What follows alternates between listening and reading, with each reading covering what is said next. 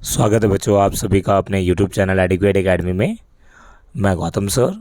और आज की क्लास में हमारा जो पहले की तरह हमने जो स्टार्ट किया था क्लास 12th वाले बच्चों के लिए, आज का जो हमारा टॉपिक है वो 12th क्लास वाले बच्चे पॉलिटिकल साइंस और CUT के बैच से जो हमारे कौन कौन से क्वेश्चन आएंगे, हमारे जो हमारा मई में एग्ज़ाम होने जा रहा है, तो उसमें कौन कौन से मेजर जो पॉइंट है, उसके साथ साथ फाउंडेशन कोर्स को भी साथ लेते हुए चलेंगे कि कौन कौन से हमारे हैं।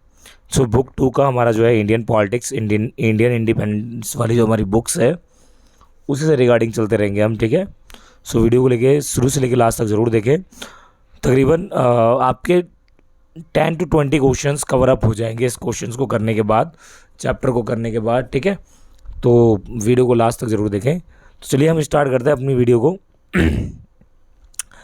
सबसे पहले आपको स्क्रीन पे मोस्ट ऑफ आपको दिख रही होगी, बहुत सारी पिक्चर्स दिख रही है, जैसे कि आपने देखा होगा यहाँ पे दिलरा बांध है, उसके बाद हमारा यहाँ पे भाखड़ा डैम है, उसके बाद हमारा चितरंजन है, उसके बाद हम बात करें गुवाहाटी रिफाइनरी है, हम बात करें हल यंत्र, मतलब पहली बार हल का यंत्र, मतलब हल ऐसा यंत्र बनाया ताकि वो किसान आसानी से कर सकें, मतलब ट्रैक्टर वगैरह, सिंदरी। उसके बाद अगर हम बात करें भाखड़ा बांध, विद्युत इंजन, तो ऐसे बहुत सारे जो स्टैम्प हैं उस टाइम पर रिलीज़ हुए, किस टाइम पीरियड में आप यहाँ पे देख सकते हैं। आपको मैं डिस्क्लोज करके वन बाई वन बताता हूँ। On the time period of 1955 to 1968 और depicted the vision of the plan development, किसके लिए, किस किस चीज़ों सेक्टर के अंदर डेवलपमेंट किया गया उसको लेकर ये जो स्टैम्प्स बनाई गई थी। तो ऑन दैट टाइम जो हमारे इंडिया के जो प्राइम मिनिस्टर थे उन्होंने डिसाइड किया था, उनका जो विज़न था इंडिया के फ्यूचर्स के लेकर और इंडिया के डेवलपमेंट को लेकर, तो उन्होंने जो जो बनाए थे उनका स्टैम्प थी।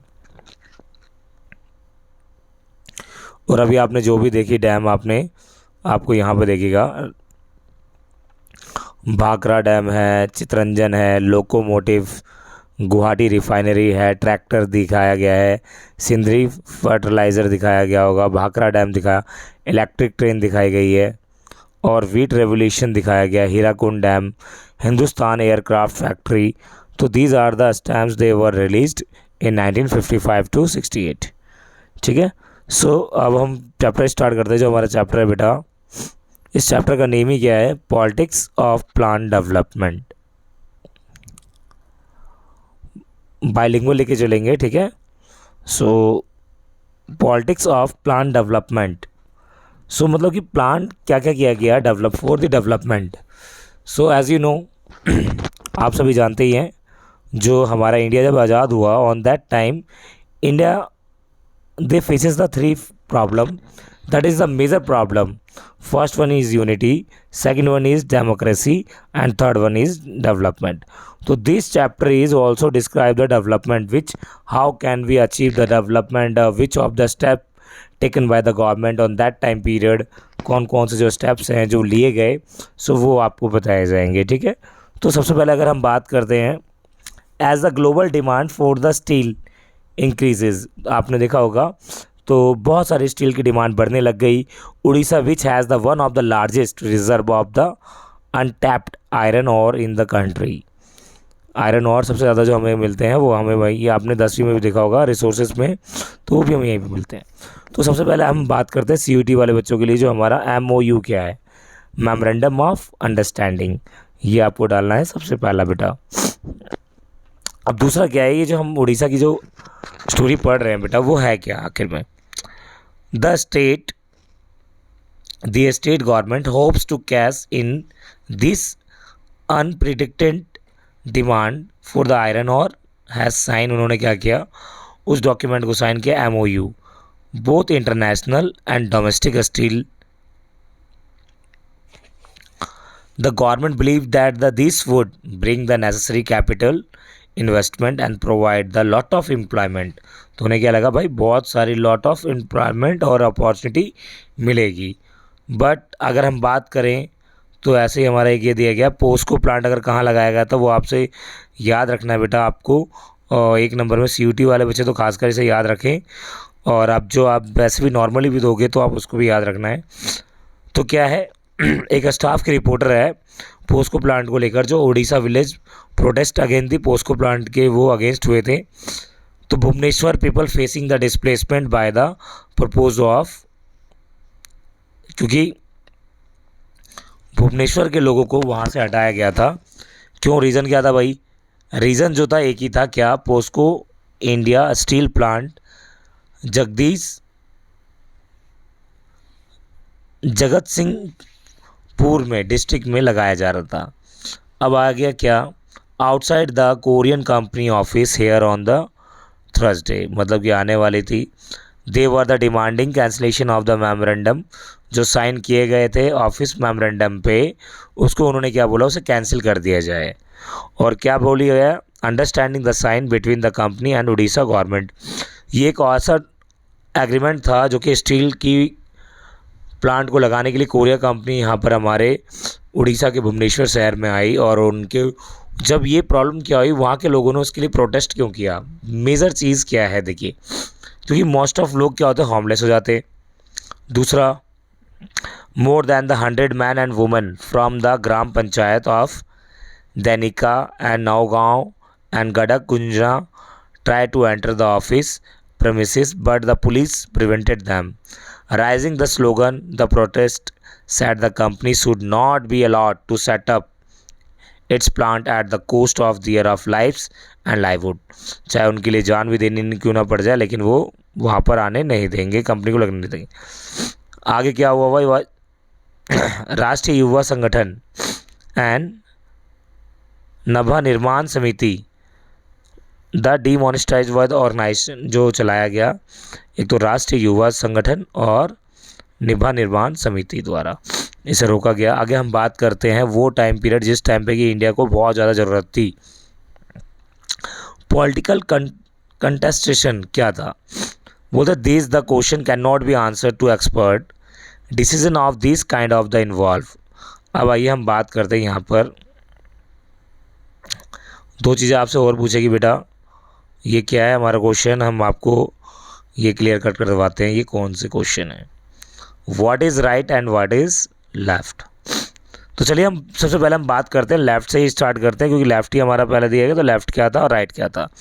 ये लेफ़्ट और राइट क्या है बेटा? आइडियोलॉजी हैं, आइडियोलॉजी ऑफ लीनिंग। अब क्या है, लेफ़्ट लोग कौन थे? लेफ़्ट आइडियोलॉजी क्या मानते थे? They refer to those who are in the favour of poor downtrodden section supported the government policy for the benefit these of the section। तो मतलब ये थे जो कि किसको फेवर देते थे ज़्यादातर? वो पुअर लोगों को ज़्यादा फेवर करते थे। अगर हम बदलें अदर साइड, जो दूसरी तरफ था वो कौन? हमारा right side, right ideology refer to the those who believes that free competition market economy. मतलब ये क्या चाहते थे भाई कि भाई जो इकॉनमी होनी चाहिए, जो मार्केट होनी चाहिए वो फ्री होनी चाहिए। Government should not unnecessarily the intervenes the economy, उनमें तो गवर्नमेंट को किसी भी तरीके से उसके अंदर पार्टिसिपेट इंटरफेयर नहीं करना चाहिए। तो ये दो आइडियोलॉजी के लोग थे ऑन दोस टाइम पीरियड। अब बोला जाता है each of the question involve the contestation which has the continued ever the since each of the decisions had the political consequences, most of these issues involved the political judgment। तो बोला गया ideas of the development, क्या क्या ideas थे भाई? तो बोला गया very often the contestation of the involves very idea of development, मतलब आइडिया डेवलपमेंट के लिए बहुत सारे आइडिया दिए गए। बोलते उड़ीसा shows us that it is not the enough to say the every one. हर किसी लिए तुम अगर बोलो डेवलपमेंट, ये नहीं है। For the development has a different meaning, अलग है। Different section of the people development would mean the different things. एक लाइक एग्जाम्पल मैं आपको बता दूँ, I need a house and एक अनदर पर्सन है, उसे वो हाउस उसके पास है, तो उसे हाउस की ज़रूरत नहीं होगी, उसे क्या है, उसको किसी और चीज़ की नीड है। मान लो सपोज उसे बड़ी गाड़ी चाहिए। तो हर किसी का क्या है, डिफरेंट अलग अलग डेवलपमेंट गोल्स होते हैं। तो जो उसकी ज़रूरत होगी वो मेरी नहीं हो सकती, जो मेरी होगी वो उनकी नहीं हो सकती। तो हर किसी के अलग अलग होते हैं। तो यही डेवलपमेंट का मतलब होता है। अब बोला गया इसी समय सबसे मेन चीज़ें हमारी जो है, हम आते हैं बात करते हैं। उस टाइम पे 2 ही मॉडल चल रहे थे बेटा। जिस टाइम पे इंडिया सोच रहा था अपना डेवलपमेंट करने के लिए, उस टाइम पे जो मॉडल थे, इकॉनमी मॉडल 2 थे। एक तो क्या था हमारा कैपिटल, और दूसरा हमारा क्या था सोशलिस्ट और कैपिटलिस्ट। कैपिटलिस्ट का मतलब क्या था, मोर प्रॉफिट। क्या था, मोर प्रॉफिट। और ये क्या था, मोर वेलफेयर। सोशलिस्ट का, सोशलिस्ट जो थी इकॉनमी वो थी यूएसएसआर की, और जो कैपिटलिस्ट थी वो किसकी थी, अमेरिका की। अब आई बात प्लानिंग आई। Despite the various difference there were the consensus on the one point, development could not be left to private actor, that there was the need for the government to develop design plan.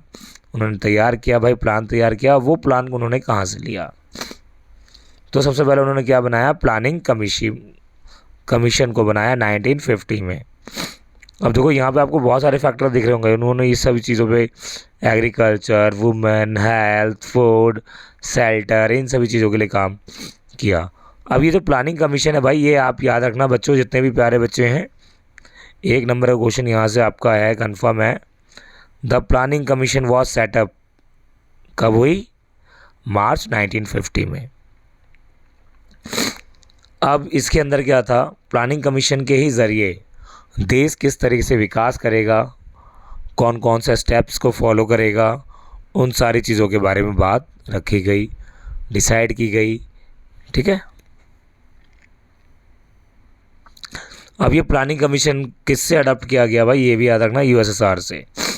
एक और question हमारा तड़कता भड़कता, the government of India replace the planning commission. अब उसे change कर दिया गया भाई, पहले प्लानिंग कमीशन नाम था, अब न्यू इंस्टीट्यूशन, अब क्या नाम पड़ गया, NITI Aayog, national institution for transforming India. ये नीति की क्या है, फुल फॉर्म है, आप याद रखिएगा, भूलना मत बेटा। ठीक है, national institution for transforming India. ये मोदी जी के टाइम पीरियड में आया था, बीजेपी गवर्नमेंट के टाइम पीरियड में, 1 जनवरी 2015 को। अब जितनी भी जो प्लानिंग के रिगार्डिंग जो भी काम करती है वो कौन करती है, नीति आयोग ही करती है, जिसके हेड कौन है, प्रधानमंत्री नरेंद्र मोदी जी ही हैं। आगे हम बात करते हैं। चलिए, अब प्लानिंग कमीशन ने तो चलो स्टार्ट किया, लेकिन हमारे भारत में अब बात आती है, इंडिया ने कौन से मॉडल को क्या किया, फॉलो किया।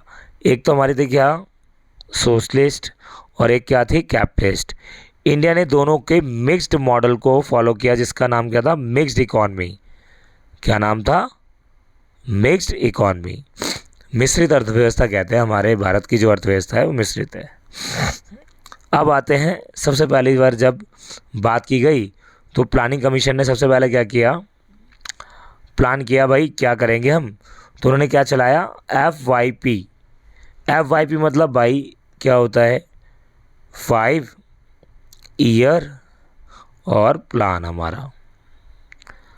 तो 5 ईयर प्लान, जो पहला 5 ईयर प्लान आया, ये एक ऐसा प्लान था जो कि फॉर द 5 ईयर के लिए बनाया जाता था, और 5 ईयर के अंदर क्या क्या चीज़ें की जाएगी इंडिया के अंदर, लाइक एजुकेशन, ट्रांसपोर्ट, हेल्थ, तो इन सभी चीज़ों के लिए, डेवलपमेंट के लिए, इन्वायरमेंट के लिए, तो वो सारी चीज़ें इसके अंदर पॉलिसीज़ तैयार होती थी। तो वो कितना इन्वेस्टमेंट करेंगे for the development of countries, तो इसी का नाम किया गया फर्स्ट 5 ईयर प्लान। तो पहला 5 ईयर प्लान आया बेटा, वो कब था हमारा, फर्स्ट 5 ईयर की अगर हम बात करें, फर्स्ट 5 ईयर प्लान आप यहाँ पे देखिएगा, फर्स्ट 5 ईयर प्लान हमारा 1951 में आया, क्योंकि प्लानिंग कमीशन हमारी कब तैयार हुई, 1950 में प्लानिंग कमीशन तैयार हो गया, और 1951 में क्या हुआ, हमारा फर्स्ट 5 ईयर प्लान बनकर तैयार हो गया भाई। अब फर्स्ट 5 ईयर प्लान जो था, जिसका मेन मोटिव क्या था, economy out of the cycle of poverty. क्या करना था, गरीबी रेखा से देश को उबारना ही इसका मुख्य कारण था। और इसी के ज़रिए इसी 5 ईयर प्लान में डैम, इरिगेशन, बहुत सारी चीज़ें बनाई गई। You can also see the some stamps, जो कि हमने शुरू में ही आपको बताए थे कुछ मोहर के बारे में, जो स्टैम्प्स बनी थी। ठीक है, तो इंडिया का ये प्लान था कि वो उस टाइम पीरियड में क्या क्या करती, वो सारी चीज़ें। तो फर्स्ट 5 ईयर जो प्लान बनाया गया, किसके जो इकोनॉमिस्ट थे उस टाइम पे, वो कौन थे, KN राज। भाई 1 नंबर का क्वेश्चन छाप दो। ईयर याद रखना भाई साहब, ईयर तो बहुत ज़रूरी है आपके लिए। अब इसके ये किससे रिलेटेड थी, एग्रीकल्चर से। इसी समय भाई बहुत सारी चीज़ें बनाई। भाखरा नागल डैम कहा जाता है one of the most basic aim the planner. क्या था इसका मेन एम, क्या था, अब वो भी सुन लीजिए। One of the basic aims of the planner was to raise the level of national income. मतलब नेशनल इनकम को क्या करना, रेज करना, मतलब नेशनल इनकम को बढ़ाना। इसका मुख्य मोटिव था, मेन ऑब्जेक्टिव था। आगे हम बात करते हैं सेकंड 5 ईयर प्लान। भाई हमने बताया 5 ईयर प्लान 5 ईयर के लिए होता है। अब 5 ईयर हो जाने के बाद फिर दूसरा आएगा। तो दूसरा कब आया 5 ईयर प्लान, भाई हम आपको बता दें 1956 से 61 तक रहा। और दूसरा जो था किसके लिए था, इंडस्ट्री के लिए। ठीक है, और वो किसकी दक्षता में, मेरे कौन से इकोनॉमिस्ट थे उस टाइम पे, PC महालनोबिस। कौन थे, PC महालनोबिस जी। सेकंड 5 ईयर प्लान के अंदर इंडिया के अंदर जितनी भी जो हैवी सेक्टर्स थे उसको इस्टेब्लिश करने के लिए बहुत सारी चीज़ें, फैक्ट्रीज, रेलवे, स्टील, ये सारी चीज़ें इंडस्ट्रियल सेक्टर को लगाया गया। आप यहाँ पे देख भी सकते हैं। ठीक है, तो ये था हमारा first 5 year plan, second 5 year plan. ये एक आपको डेटा भी दिया जा सकता है। अब देखो जो आपका रेड वाली जो लाइन है आपकी किससे डिनोट कर रही है, वो फर्स्ट 5 ईयर से, और सेकंड वाली जो हमारी है वो हमारी कर रही है सेकंड 5 ईयर प्लान से। फर्स्ट 5 ईयर प्लान पर एग्रीकल्चर पर सबसे ज़्यादा ध्यान दिया गया। 15% अगर हम बात करें उतना इन्वेस्टमेंट जो उनका था वो उस पर दिया गया। और अगर उसके बाद फिर बाद में उस पर कम हो गया। इरीगेशन फैसिलिटी दी गई, मतलब बहुत सारे डैम्स वगैरह बनाए गए। अगर हम बात करते हैं ट्रांसपोर्टेशन की, वो फर्स्ट 5 ईयर प्लान के मुकाबले वो सेकंड 5 ईयर प्लान के टाइम पीरियड में ज़्यादा हुआ। क्लियर है।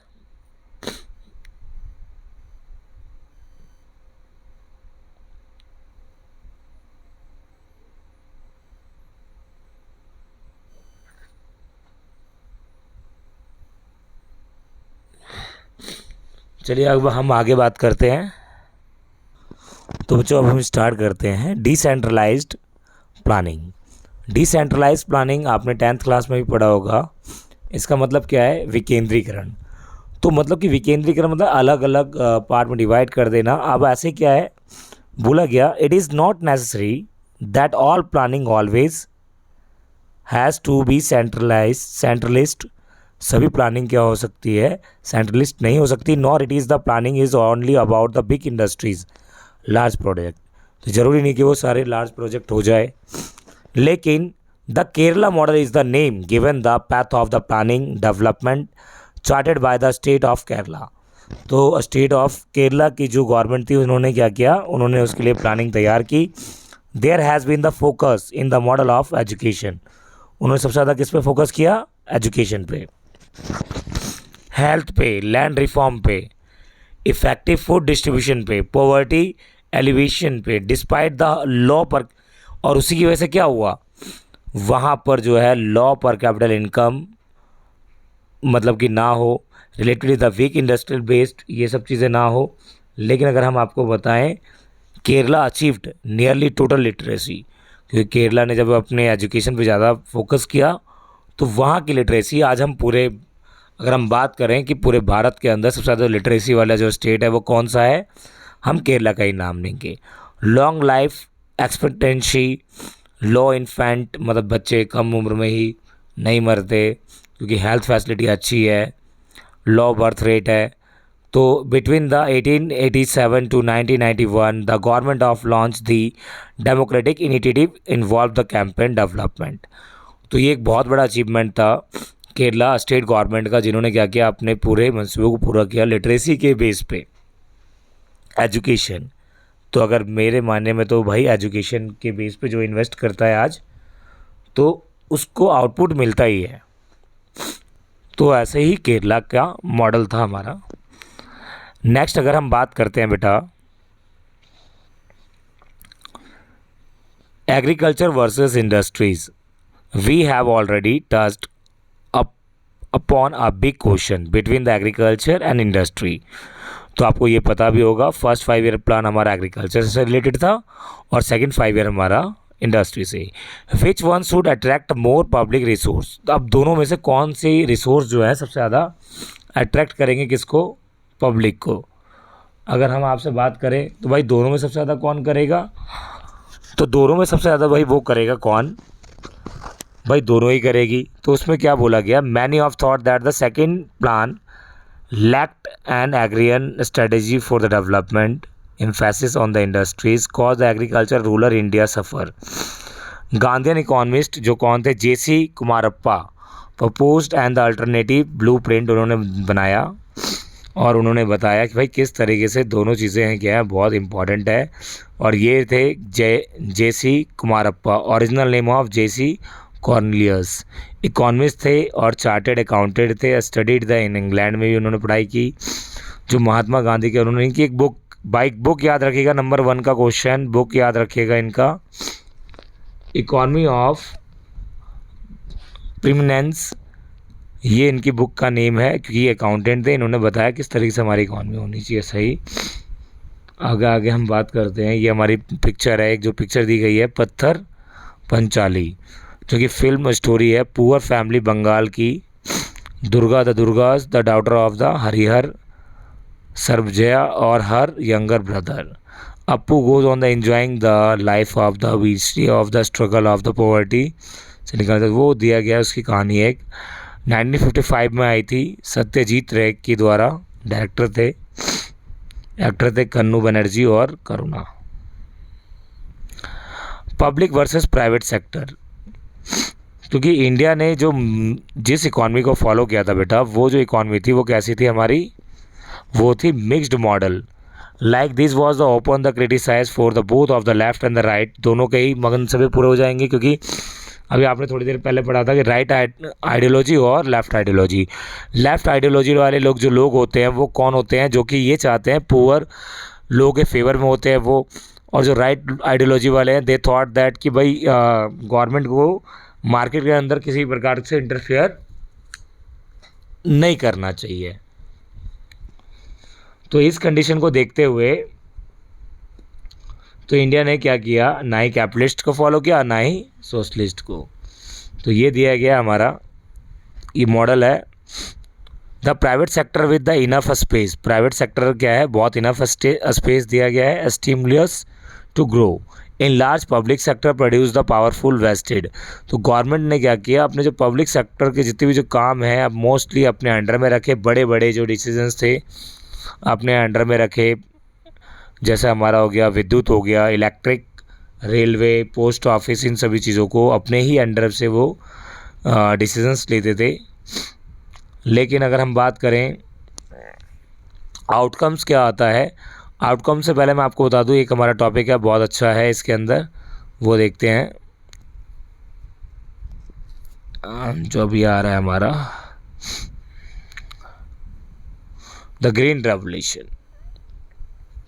What is green revolution? Green revolution is the revolution for the increase the agrarian।